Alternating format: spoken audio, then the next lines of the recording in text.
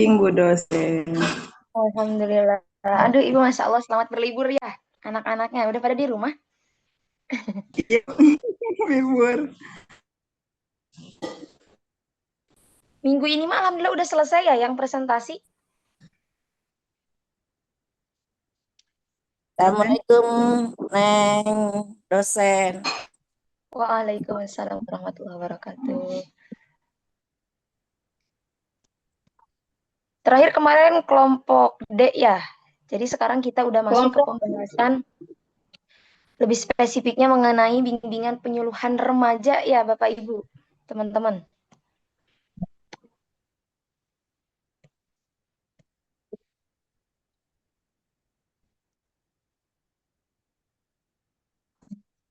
Saya nunggu dimulai apa namanya?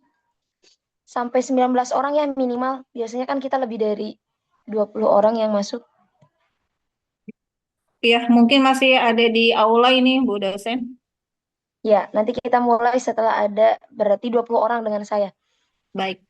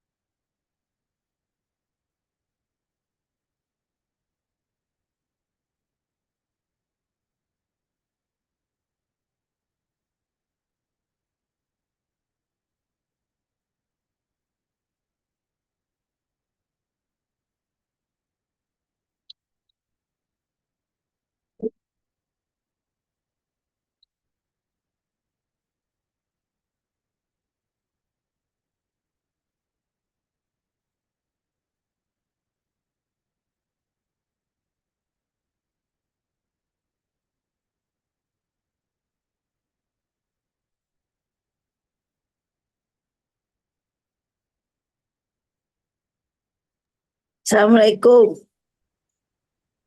Waalaikumsalam warahmatullahi wabarakatuh. Nembet atas saya dosen. Ini PP3 kan? Iya, betul, Teh. Udah ada, lagi menunggu. Oh, ya udah tuh.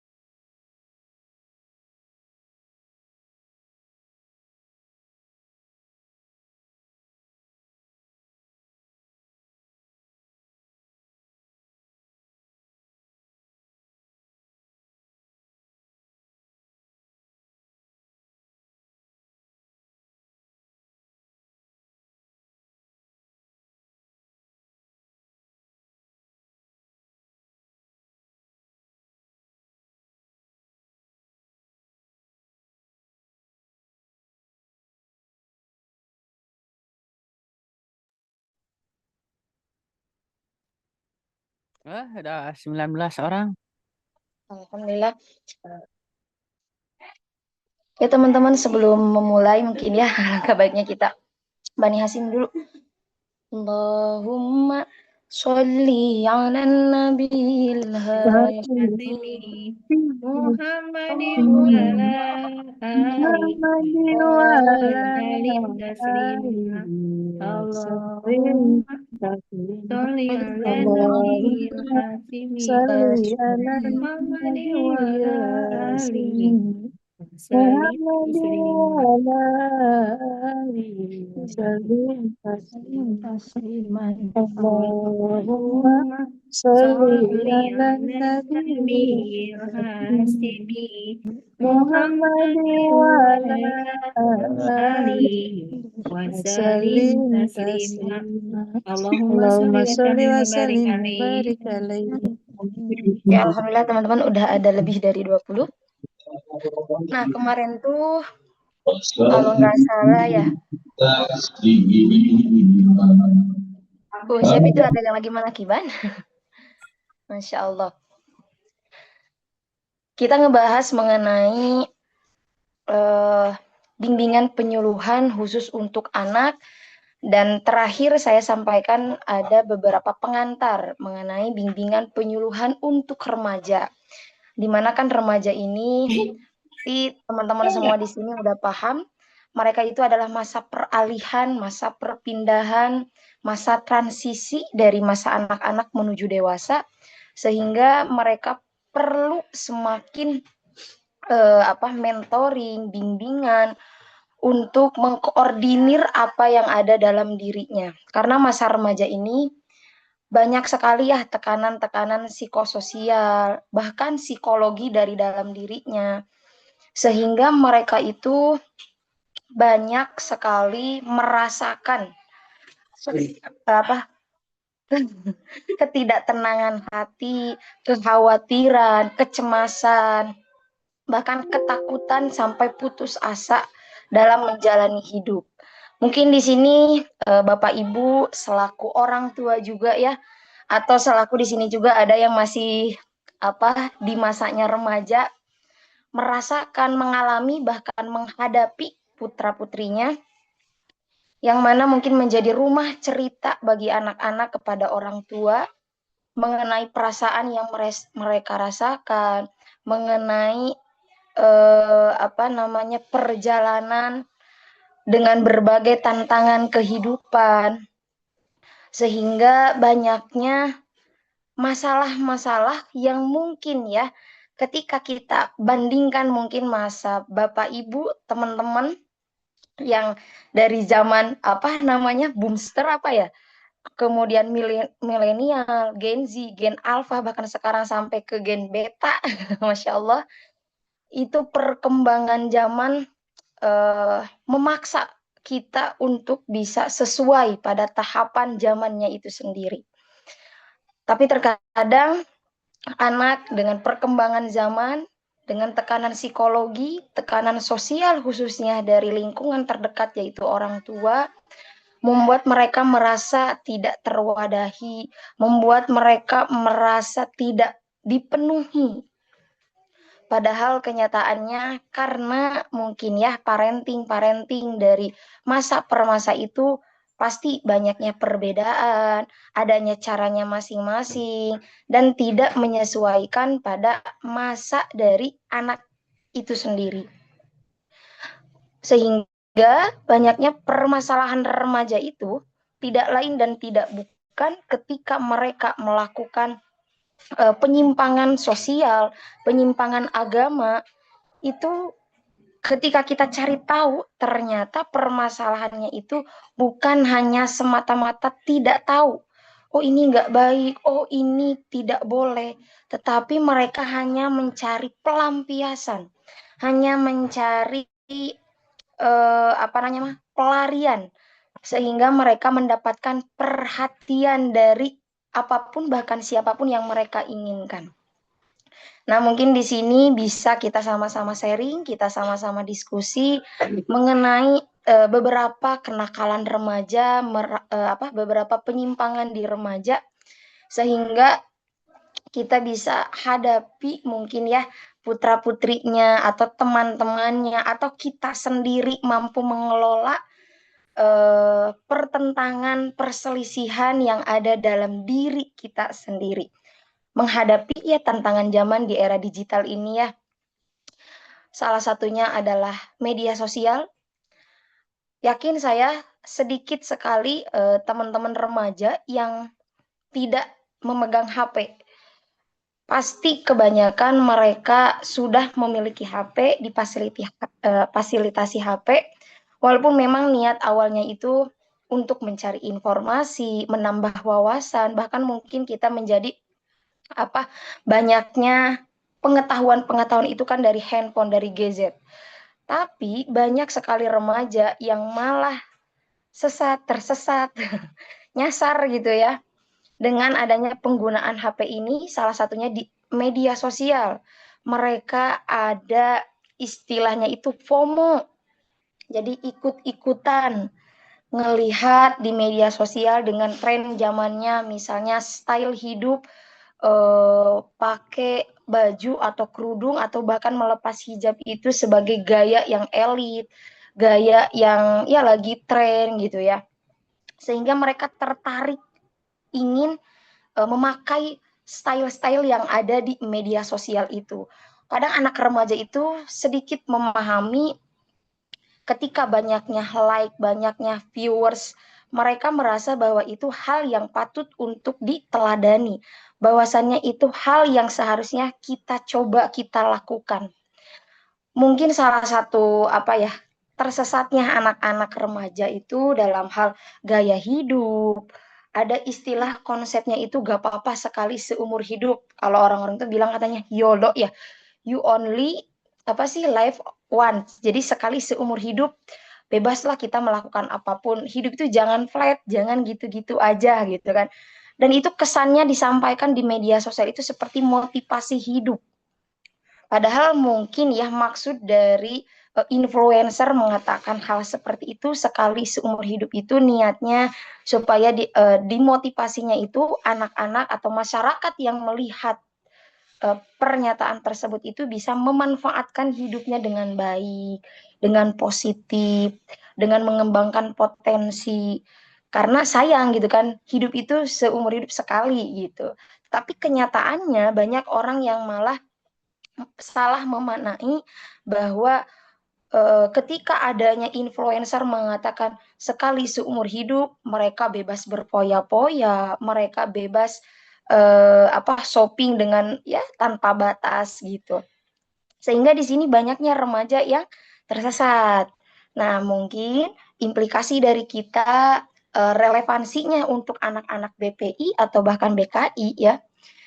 Kita sebagai konselor insya Allah di masa depan yang profesional, kita mampu menghadapi tantangan zaman sehingga anak-anak remaja, khususnya anak kita sendiri atau kita sendiri bisa mampu mengontrol, mampu memahami apa kebutuhan anak, apa yang diinginkan anak, apa yang diharapkan anak, sehingga kita mampu mengarahkan anak tersebut sebagaimana mestinya.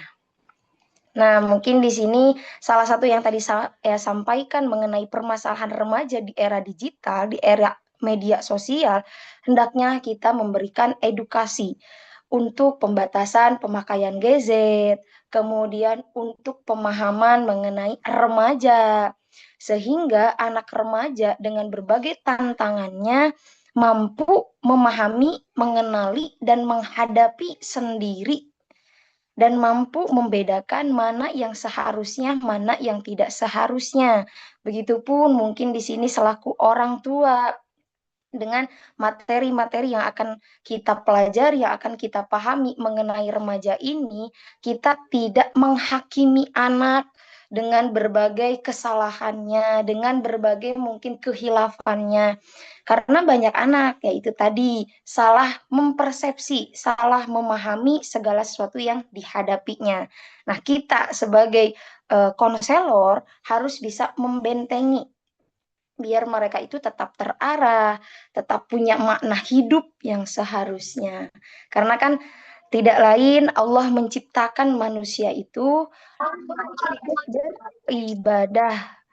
Karena segala sesuatu yang Allah kehendaki di alam dunia ini semata-mata bila mana kita mampu memanainya dengan baik, salah satunya media sosial ini kita bisa gunakan untuk dakwah, untuk memberikan informasi, untuk memberikan edukasi, baik itu mengenai parenting, baik itu mengenai perkembangan remaja, sehingga banyak orang bahkan mungkin masyarakat selaku orang tua itu punya bekal untuk menghadapi putra-putrinya yang sedang menghadapi tantangan zaman yang Masya Allah begitu luar biasa. Begitu.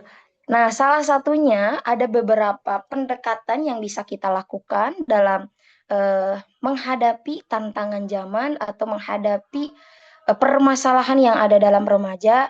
Ada istilahnya itu teorinya humanistik, yang dimana dengan teknik empatinya, teknik terapetiknya, memandang bahwa seseorang itu, individual itu memiliki potensi sehingga dia mampu beraktualisasi sendiri, sehingga dia mampu berkembang dengan sendirinya. Jadi ketika manusia atau remaja khususnya ya melakukan kesalahan, tadi saya bilang bahwa kadang mereka itu bukan tidak tahu, bukan tidak paham bahwasannya itu salah atau tidak, tetapi mereka itu hanya tergilas dengan tantangan zaman dan merasa bahwa hal itu tuh membahagiakan buat hidupku. Makanya perlulah integrasi setiap pendekatan ya. Tadi kan humanistik, kita perlu integrasi dengan psikoanalisis, dengan teorinya Sigmund Freud yang memiliki struktur dalam diri id, ego, super ego. Nah, makanya ketika remaja ini tahu bahwasan itu salah atau tidak, tetapi karena memang dalam dirinya itu punya id, ego, super ego, tidak bisa mengontrol hal itu, yang penting remaja merasa itu bahagia, itu membuatku happy, itu membuatku senang, bahkan itu membuat diri aku mendapatkan perhatian dari orang banyak. Nah, sehingga terjadilah kan penyelewengan atau pelanggaran norma-norma agama maupun sosial. Begitu. Nah, makanya dengan pendekatan humanistik yang pada hakikatnya manusia itu mampu beraktualisasi, mampu mengembangkan potensi dengan dirinya sendiri, tetapi dengan tantangan zaman yang biasnya pandangan gitu ya, banyaknya persepsi, banyaknya sudut pandang, banyaknya perasaan, sehingga banyak remaja yang salah memahami. Nah, dengan teknik empati ini dari teorinya humanistik, maka kita sebagai konselor atau mungkin orang tua itu tidak akan mudah menghakimi setiap apa yang dilakukan oleh anak. Begitu. Itu salah satu teknik di empati humanistik. Nah, ada remaja itu yang ketika masa kecilnya itu kan mereka tuh bingung untuk mengeluarkan emosinya, mengeluarkan ekspresinya gitu. Sehingga di masa remaja ini yang memang mereka sudah ada keberanian untuk mengeluarkan pendapat, argumen, emosi. Nah, sehingga mereka itu pelampiasan emosinya itu kan tidak terarah. Nah, ada di sini ketika kita menghadapi anak dengan memendam segala emosinya, itu teori Gestalt Glasser, saya suka ketukar nih, mengenai tekniknya empati cair, yaitu teknik di mana seorang remaja ini diajak untuk merefleksikan diri, untuk membayangkan visual dirinya itu berhadapan dengan dirinya sendiri, tapi dengan memakai kursi kosong. Jadi di sini konselor itu cukup mementoring, memantau apa yang dilakukan remaja tersebut. Kita berikan 2 kursi, satunya untuk si klien atau si remaja itu, satunya lagi kan kursinya kosong. Nah, berhubung memang anak remaja itu sudah berpikir abstrak, mereka sudah bisa melihat, menggambarkan ya, membayangkan. Remaja ini membantu anak tersebut untuk merasa bahwa kamu sedang berhadapan dengan sesuatu yang bikin kamu kesal, yang bikin kamu marah, yang kamu tuh misalnya benci atau kesel gitu kan sama hal tersebut. Bayangkan saja dan kamu luapkan segala sesuatu itu. Jangan takut, jangan merasa bahwa itu ketika kamu marah, kamu itu jahat, ketika kamu meluapkan atau melempar sesuatu kepada hal tersebut itu kamu terlalu berlebihan. Tidak, silahkan aja kamu keluarkan sampai kamu merasa tenang. Nah, makanya dengan teknik empati cair ini, si remaja akan mengeluarkan emosinya dengan dukungan dari konselor itu sendiri. Nah, setelah dia mengeluarkan apa yang dirasakan, apa yang diinginkan, kita coba bikin dia untuk merelaksasi dengan belajar untuk yang tarik nafas, ya kasih waktu dia. Setelah dia merasa tenang, kita tukar posisi dia yang tadi dengan peluapan emosinya, lalu kita tukar, kita tanya, kamu meluapkan itu kepada siapa, terhadap apa? Nah, ketika tahu misalnya kepada orang tuanya kah, atau kepada temannya kah, atau kepada tetangganya. Nah, ketika tahu jawabannya misal kepada orang tua, karena orang tua itu selalu menuntut aku menjadi orang yang selalu terbaik. Padahal saya sudah berusaha menjadi yang terbaik, tapi mungkin tidak sesuai dengan harapan orang tua itu sendiri. Sehingga saya itu ya marah, kesal ketika saya jelaskan, orang tua tidak menerima penjelasannya gitu. Karena kadang banyak orang tua kan ya yang menuntut anak itu melanjutkan apa yang tidak terpenuhi dari orang tua itu sendiri. Contoh, orang tua dulu bercita-cita pengen jadi guru atau jadi dokter, sehingga anak terkesan dituntut untuk menjadi seorang guru atau dokter. Sedangkan anaknya sendiri misalnya ingin menjadi pelukis, atau anaknya padahal ingin senangnya berbisnis. Nah, sehingga kan adanya ketidaksamaan gitu ya.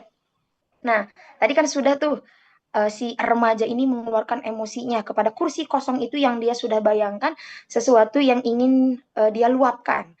Nah, setelah dia tenang, diajak relaksasi dengan pernapasan, nah kita coba tukar posisinya.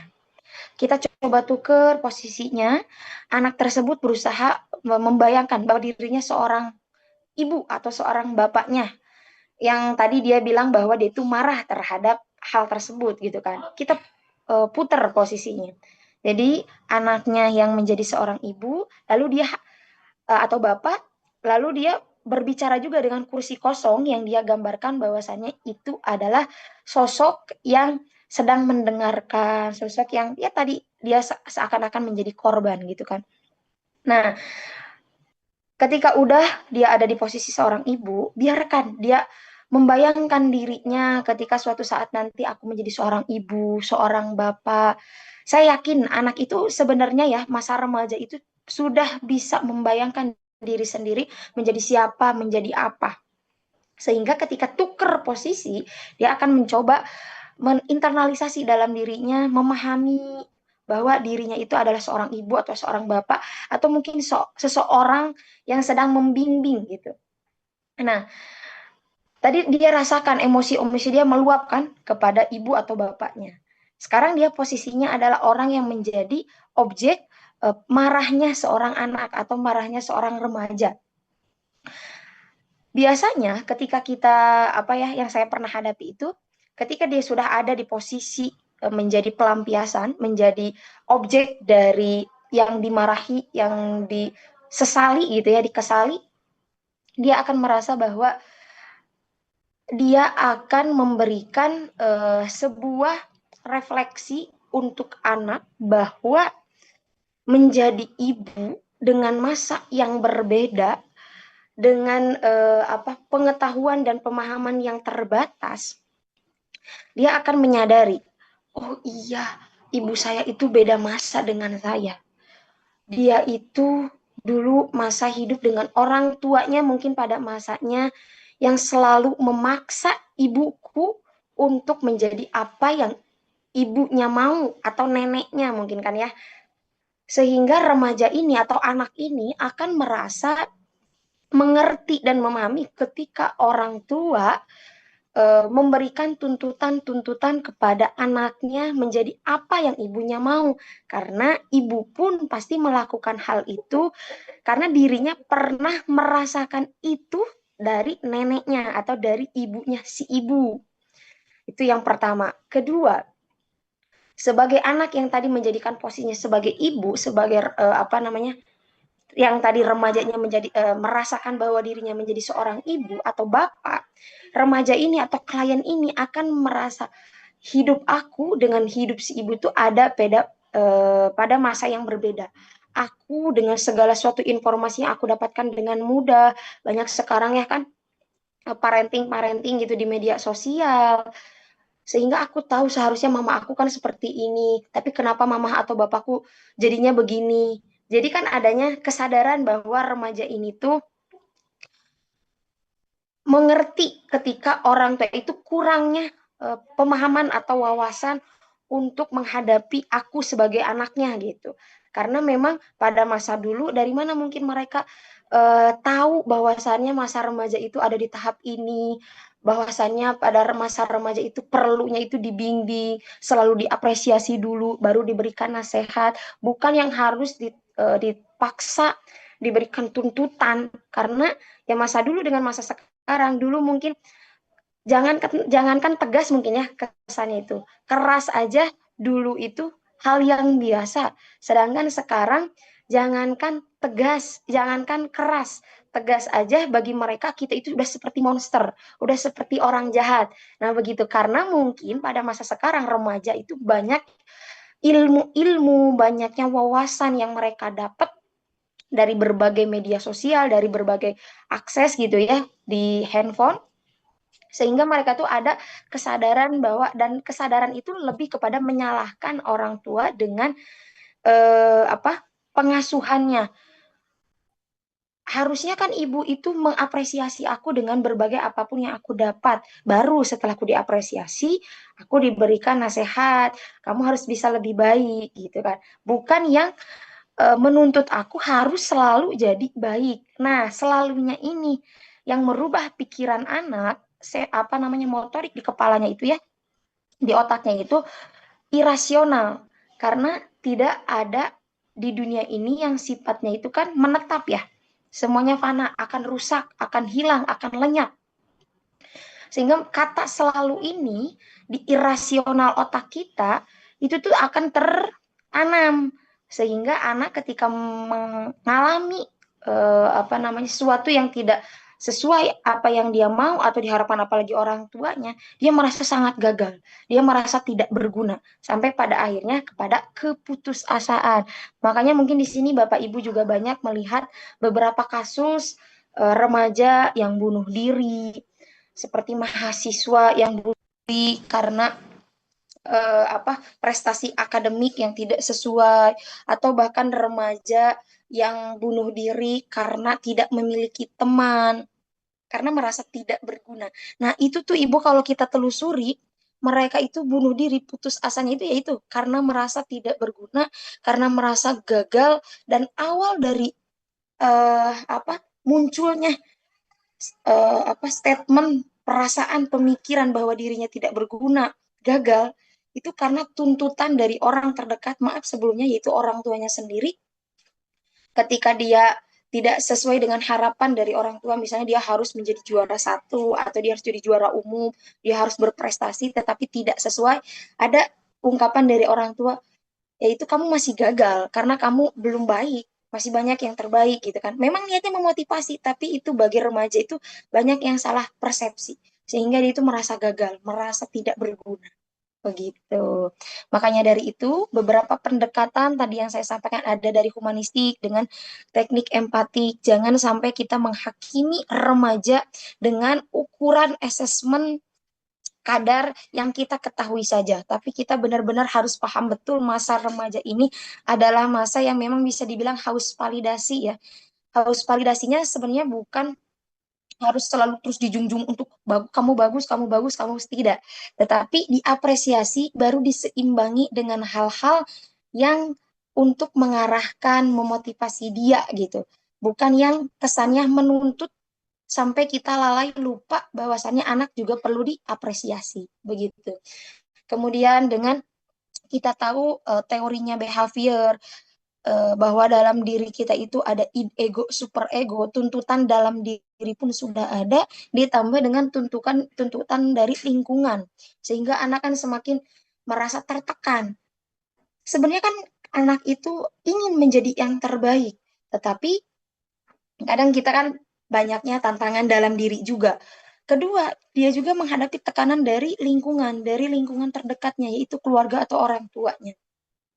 Sehingga kan dia semakin ya sulit gitu ya, karena anak remaja itu apalagi masih di masa tahap, kalau WHO kan bilang masa remaja itu di umur 12 sampai 19 tahun. Kalau untuk yang teorinya psikososial, yang Erik itu menyatakan teori bahwa remaja itu ada remaja awal, ada remaja tengah sama akhir. Nah, kalau untuk remaja awal itu di umur 12 sampai 19 tahun, masa identitas, sehingga dia itu mencari jati dirinya itu, aku siapa, hidup aku untuk apa gitu. Kemudian untuk remaja tengah menuju akhir, itu kalau menurut Erik ada di tahap umur 19 sampai 25 tahun. Dan itu masa yang dibilang bagi Erik itu adalah masa intimate. Jadi dia sudah punya hubungan yang lebih serius, seperti kan di umur 19 sampai 25 ini anak-anak atau individu itu sudah ingin berhubungan dengan lawan jenis ke tahap yang lebih serius seperti pernikahan begitu. Nah, kita balik lagi ke remaja awal mengenai pendekatan yang tadi humanistik, kemudian psikoanalisis yang id ego super ego, kemudian dengan teorinya Glasser atau Gestalt, saya lupa, yang salah satunya dengan teknik empati cair sehingga anak itu mampu meluapkan emosinya dengan orang yang dihadapi itu dengan kursi kosong begitu. Kemudian ada lagi apa ya, saya lupa. Bahkan sekarang itu ada difasilitasi di beberapa klinik konselor ya, yang apa namanya saya lupa. Bahkan di beberapa permainan sih, tentang apa yang sebuah ruangan isinya itu kayak botol kaca, terus dia difasilitasi dengan pemukul sehingga dia itu ya itu tadi, luapkan kesedihan kamu, luapkan marah kamu, emosi kamu. Itu ada ruangannya yang dibuat seperti itu untuk meluapkan emosi dia sampai dia merasakan tenang. Terus mungkin Bapak Ibu juga di sini sudah beberapa baca ya mengenai pendekatan-pendekatan teori di remaja, ada dengan apa namanya teknik behavior, yaitu pendekatan perilaku, yang mana kan perilaku itu bisa dipelajari, perilaku itu bisa dibentuk, bisa diarahkan. Nah, salah satunya itu kan ada kognitif restructuring. Jadi anak itu disuruh untuk menuliskan atau mengungkapkan apa yang dia pikirkan dalam otaknya, hal-hal yang tidak ideal atau yang tidak adaptif atau tidak yang irasional. Contoh tadi kan, saya tidak berguna, saya selalu gagal, saya tidak baik, saya tidak mampu, saya sangat jelek, saya pokoknya hal-hal yang irasional gitu, hal yang tidak baik. Bahkan irasional bukan hal-hal yang kesannya jelas tidak baik ya, tapi irasional itu bisa saya selalu harus menjadi yang terbaik, saya harus selalu menang, saya selalu pokoknya kalau kata dosen saya ya, Pak Tahrir, pemikiran yang irasional itu adalah pemikiran yang memaksakan diri harus, seharusnya, selalu. Jadi dia menuntut bahwasannya itu tuh benar-benar harus gitu, harus selalu gitu. Nah, itu sudah irasional. Harus selalu sempurna, harus selalu bahagia, harus selalu kaya raya, harus selalu, pokoknya harus selalu, itu tuh sudah irasional gitu. Sedangkan kan ya tadi saya sampaikan bahwa tidak semua itu bersifat menetap, tapi sementara. Karena kan hidup itu berputar, ya kan? Hidup itu roll gitulah ya. Kadang ada kalanya di atas, ada kalanya di bawah, ada kalanya kita bahagia, ada kalanya kita sedih. Tapi segala sesuatu itu tuh sebenarnya punya pelajarannya tersendiri, bagaimana sudut pandang kita dalam memahaminya. Begitu. Nah, tadi balik lagi ke cognitive restructuring yang dimana si remaja itu dibantu untuk mengungkapkan atau bisa dengan cara tulis hal-hal yang dia pikirkan dalam dirinya yang merasa sampai mempengaruhi perasaannya cemas, takut, khawatir. Tuliskan. Nah, nanti kan ketika mereka sudah disuruh untuk menulis, kita tahu hal-hal ini yang perlu diubah. Nah, hal itu tuh biasanya dilakukan dengan restrukturing kognitif untuk distimulus. Contoh, saya harus selalu jadi yang terbaik. Nah, kita coba ubah. Kita berikan refleksi, kita berikan stimulus dengan afirmasi pernyataan kalau memang kamu harus selalu jadi yang terbaik, bagaimana dengan mereka yang ternyata berusaha juga untuk mengejar apa yang mereka miliki, sehingga kamu pun, maaf, bisa saja terkalahkan. Bagaimana kamu menghadapinya? Bagaimana kamu menghadapinya? Bagaimana kamu merasakan itu? Apakah kamu akan menghalalkan segala cara atau bagaimana? Nah, itu kan akan berpikir dia itu. Oh iya ya, tidak mungkin saya selalu jadi yang terbaik, tapi saya bisa mengupayakan itu bila mana tidak menjadi yang terbaik pun saya sudah berusaha. Nah, sehingga dia tuh sadar bahwasanya memang hidup tidak akan selalu, tidak akan seharusnya. Ada kalanya mungkin kita kalah atau mengalah dari seseorang. Begitu. Nah, kalau di masanya remaja ini juga bisa kita pakai token ekonomi.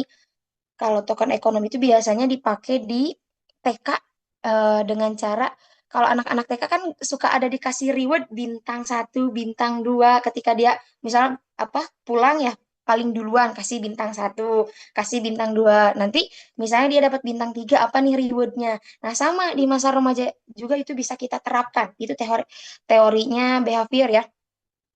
Jadi teknik token ekonomi atau memberikan reward, punishment serta penguatan, hukuman dan penguatan itu tuh bisa kita lakukan kepada remaja juga. Misalnya remaja yang kecanduan dengan gadget gitu kan tidak bisa lepas dari media sosial, seneng banget main HP. Nah, itu kita bisa lakukan dengan token ekonomi. Maksudnya apa?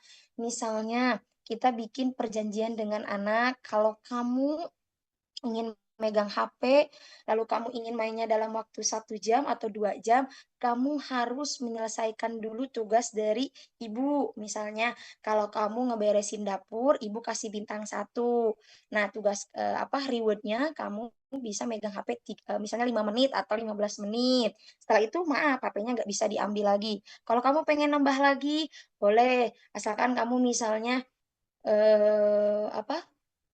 bukan hanya dapur aja yang dibersihin, sama WC-nya juga, sama misalnya depan rumah, sama segala hal gitu. Nanti akan mamah kasih misalnya bintang 5, reward-nya kamu boleh deh main HP-nya 1 jam, tapi cukup 1 jam ya, gitu. Nah, itu ada apresiasi-apresiasi dari anak. Nah, nanti perlahan supaya anak juga tidak berharap dengan segala apa yang didapat bahwa ketika aku melakukan ini, maka aku akan dapat reward. Ketika aku melakukan itu, aku akan dapat hadiahnya. Nah, kita perlahan itu diubah sesekali kita tidak berikan sesuatu yang seharusnya dikasih. Maksudnya apa? Tadi kan dengan bintang 1 atau 2, mereka dikasih misalnya HP 10 menit atau 15 menit. Nah, kita coba kurangi lagi. Dari yang tadinya 15 menit jadi 7 menit, jadi 5 menit terus dikurangi.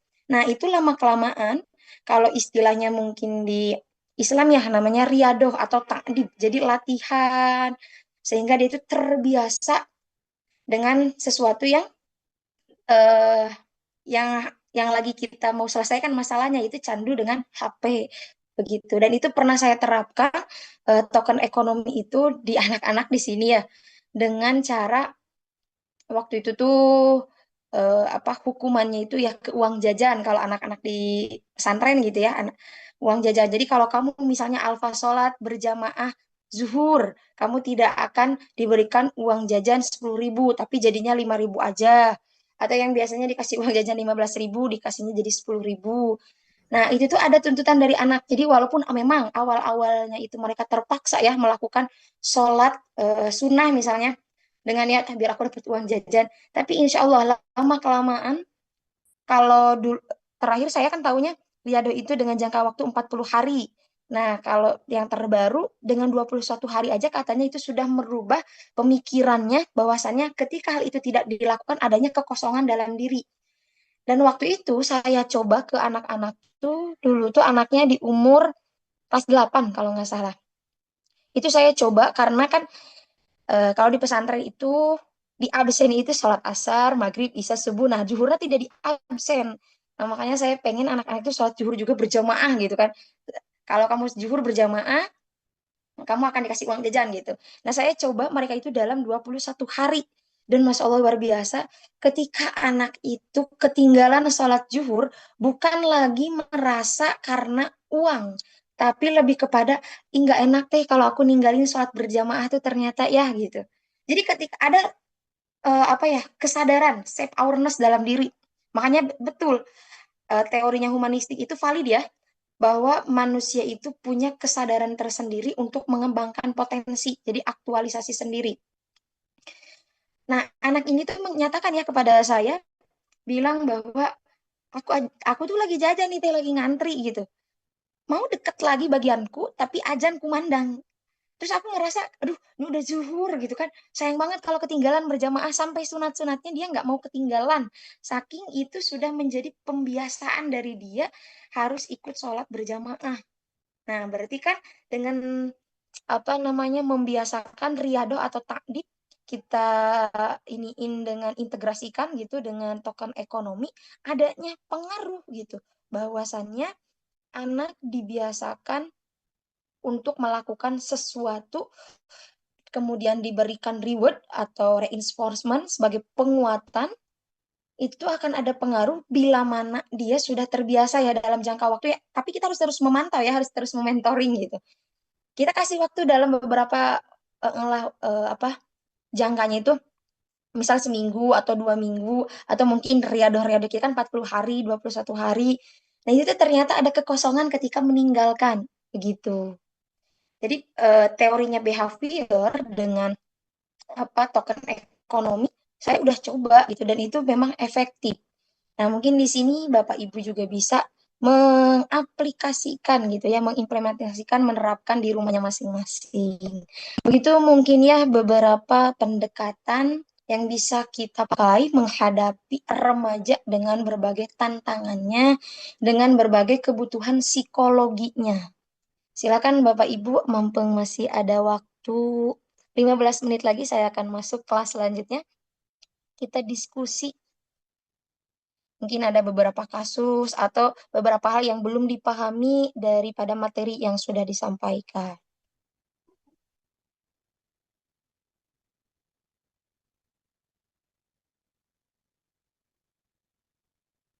Ini di Izin kolom bertanya, komentar nih.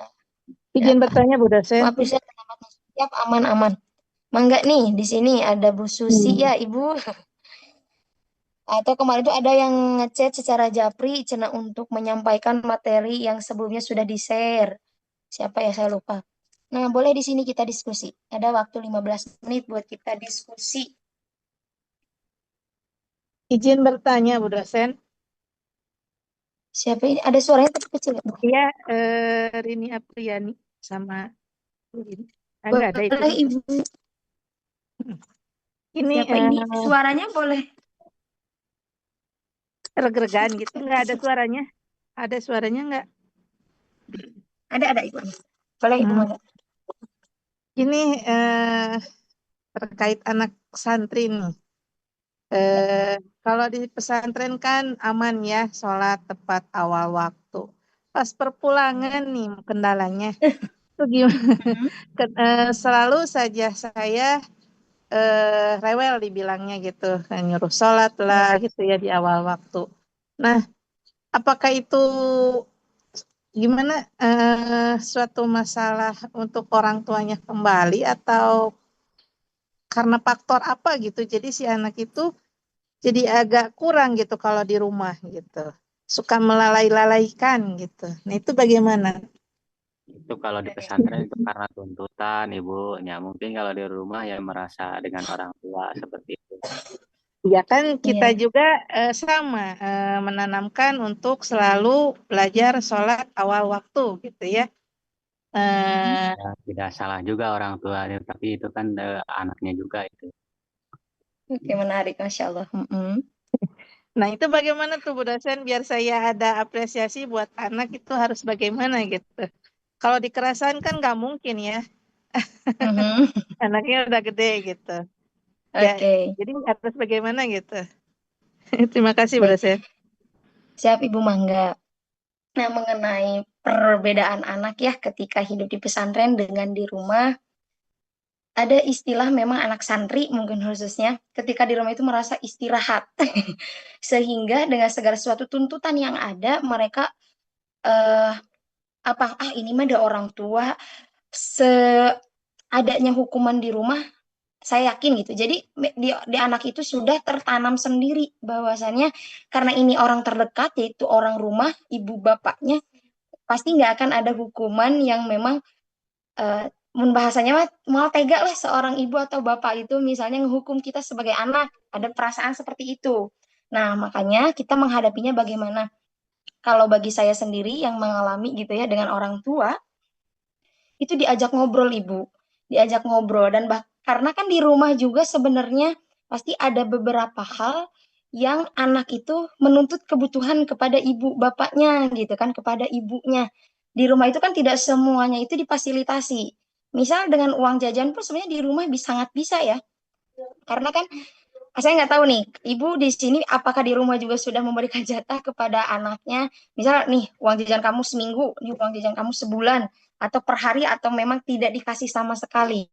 Karena kalau saya dulu gitu ya, itu tuh orang tua itu selain memberikan instruksi, memberikan perintah untuk sholat atau untuk melakukan kebaikan, ngaji gitu kan di rumah supaya terbiasa, mereka sendiri yang melakukan terlebih dahulu.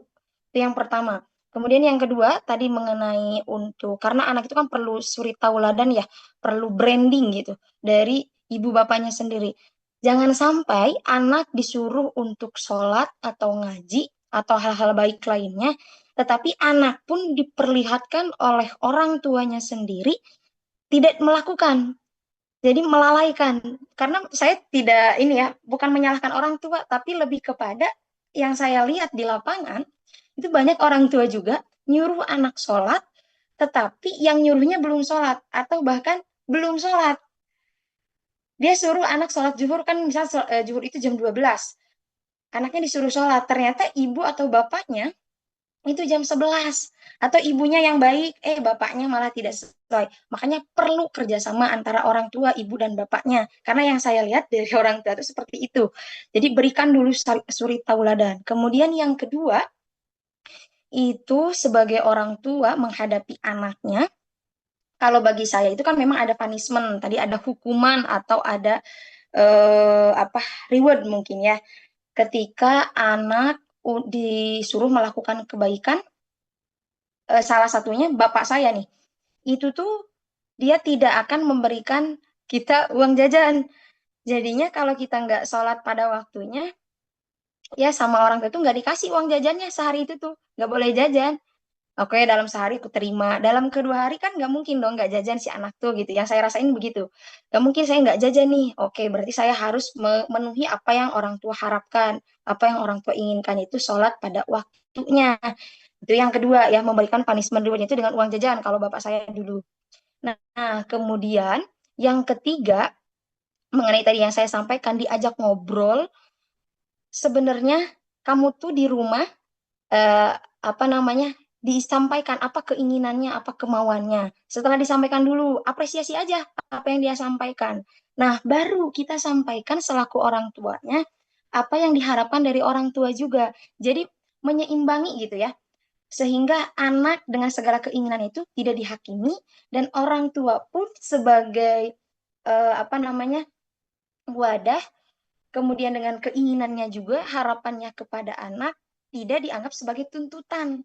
Jadi keduanya saling mengerti dan memahami, diajak ngobrol, apa maunya anak, apa keinginan anak. Kemudian dari ibunya atau bapaknya juga sampaikan apa keinginannya, apa kemauannya.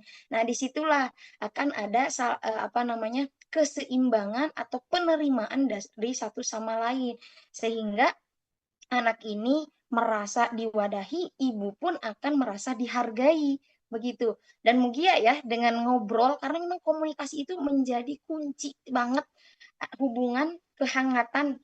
Bahkan sebenarnya antara orang tua dan anak itu hal yang apa Ibu disebutnya itu ya, saya lupa. Jadi kehangatan itu kan tidak bisa dideskripsikan gitu ya mengenai perasaan itu. Itu sangat subjektif, jadinya hanya orang tua dan anaknya yang merasakan akan hal itu gitu ta.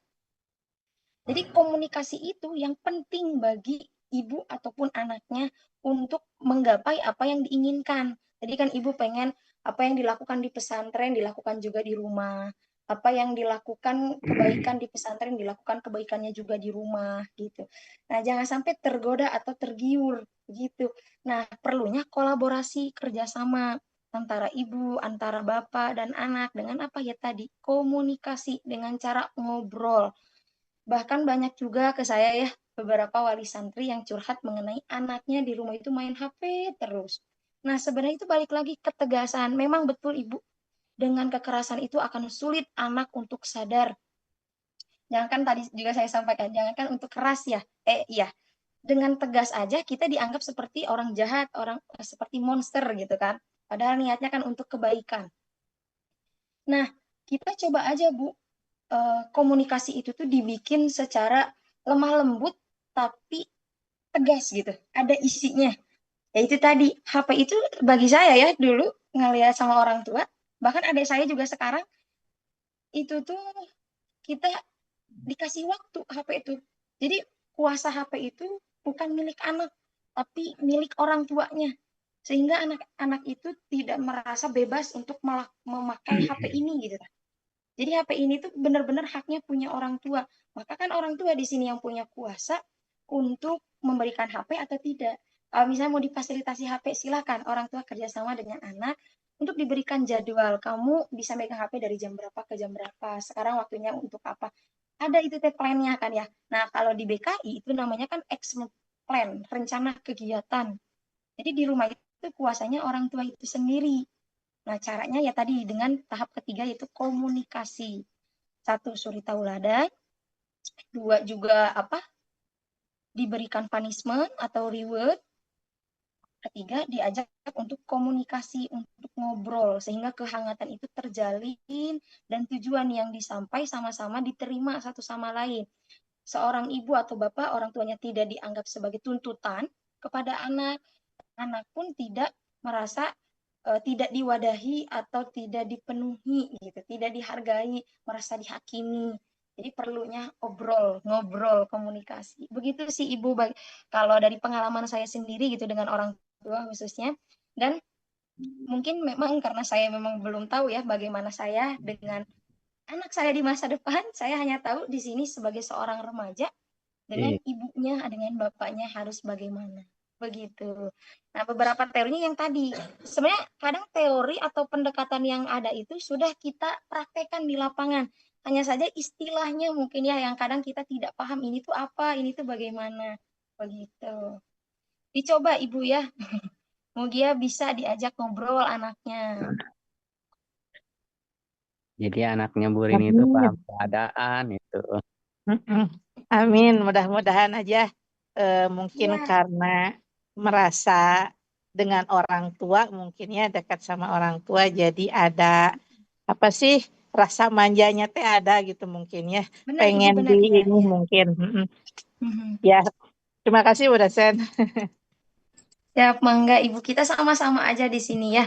Karena saya Iya. juga masih banyak pengalaman yang belum terjajah pastinya.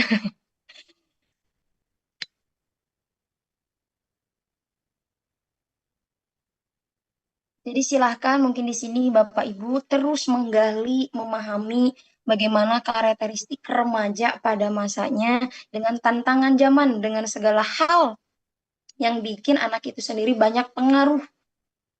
Jadi kita yang berusaha beradaptasi juga dengan, bukan perihal anaknya sendiri, tapi dengan tuntutan zaman ya Bapak Ibu, mohon maaf mungkin. Sehingga kita tidak terkesan menghakimi, tidak terkesan menjajah anak itu sendiri. Tetapi kita akan menjadi pelopor bagi anak, menjadi suri tauladan bagi anak dalam hal mewadahi, memahami, bahkan mengenali dirinya. Sehingga ketika kita kenal apa yang ada dalam diri, kita juga kenal apa potensinya, apa kelebihannya, bahkan apa kekurangannya. Dan hal itu tidak dianggap sebagai ketidakbaikan atau kejelekan, tetapi dianggap sebagai satu kesatuan kekuasaan Tuhan dengan ciptaannya, ya, dengan perbedaan berbagai ragam kan itu menjadi keindahan.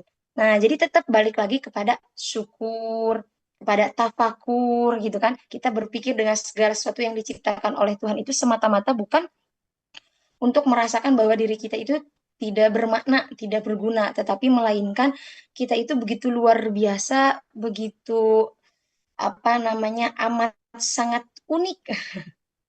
Bahkan kan manusia itu kan laqad khalaqnal insana fi ahsani taqwim, ya. Yang mengenai bahwa kita itu sebaik-baiknya ciptaannya. Bahkan perbedaan manusia dengan makhluk yang lain itu kita memiliki akal. Begitu. Nah, di sini pokoknya Bapak Ibu ya menghadapi anak banyak Bu, banyak remaja yang merasa tidak percaya diri terhadap kemampuan yang dia miliki. Banyak kecemasan, kekhawatiran, ketakutan. Tapi jangan terlalu dimanja juga mungkin ya istilahnya Mas, sehingga anak itu males untuk berkembang, merasa apalagi ada istilah kan pewaris dengan perintis, ada yang begitu. Sehingga ada itu males untuk bersosialisasi atau males untuk mengembangkan potensi dalam diri karena merasa biarin aja nanti juga sama ibu bapak. Ada yang seperti itu.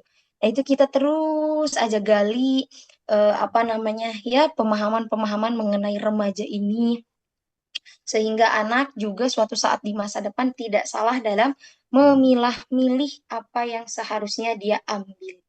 Begitu. Alhamdulillah Ibu mungkin ini sudah ada di penghujung ya. 8.15, jadwalnya sampai 8.30 ya. 8.40 Bu dosen. Oh, Masya Allah, 8.40. Nah, berhubung saya juga ini mau masuk kelas, teman-teman kalau memang tidak ada yang didiskusikan lagi, mungkin untuk materi sekarang kita cukupkan mengenai bimbingan penyuluhan remaja. Yang bisa saya simpulkan bahwa remaja di masa transisi atau peralihan perpindahan dari masa anak-anak menuju dewasa ini dengan perkembangan perubahan zaman dan tekanan psikologi, emosional dan sosial itu semoga kita bisa menjadi wadah, menjadi pembimbing, konselor yang mampu memberikan pemahaman, memberikan wawasan, sehingga untuk diri kita khususnya, umumnya buat siapapun yang kita hadapi, mampu mengenali diri dengan baik, sehingga potensinya semakin berkembang, sehingga remaja ini mampu mengambil pilihan terbaik dalam hidupnya, dan tidak menyalahpahami tantangan zaman ini. Begitu. Dan dengan beberapa pendekatan teori-teori yang ada, ini menjadi modal utama bagi kita seorang konselor untuk menghadapi klien atau remaja dengan tantangan kehidupannya, baik dengan teori psikoanalisisnya, di mana dalam diri juga sudah ada tekanan psikologi, kemudian dengan teorinya humanistik, bahwasannya kita itu tidak boleh menghakimi seseorang, tetapi kita harus bisa merasakan apa yang orang rasakan. Dan mungkin ada teorinya behavior, bahwasannya perilaku itu bisa kita pelajari, perilaku itu bisa kita ubah dengan beberapa teknik, ya tadi dengan cara restructuring kognitif, kemudian dengan token ekonomi memberikan punishment reinforcement gitu ya, penguatan dan hukuman, dan beberapa pendekatan lainnya. Semoga itu menjadi modal kita untuk menghadapi tantangan zaman, menghadapi klien dengan berbagai masalahnya. Terima kasih. Maksudnya dengan segala kekurangan atau mungkin kehilapan saya, minggu depan insya Allah kita akan, itu kan prakteknya lebih enak mah ya, kan enak. Atau di sini juga sebenarnya Bapak Ibu langsung aja praktek di anak didiknya. Ada yang ngajar di sekolah, ada yang ngajar di TK ya. bahkan di pengajian itu luar biasa. Tinggal diaplikasikan dan diintegrasikan atau disatukan gitu perpaduannya. Kita iktibas menggabungkan teori Barat dengan teori Islam dengan pendekatan keislaman begitu. Terima kasih. Assalamualaikum warahmatullahi wabarakatuh. Ditutup dengan Waalaikumsalam Bani Hasim warahmatullahi 3 kali. wabarakatuh. Terima kasih Bu Terima dosen. kasih, Neng. Waalaikumsalam. Terima kasih. Allahumma sholli ala nabi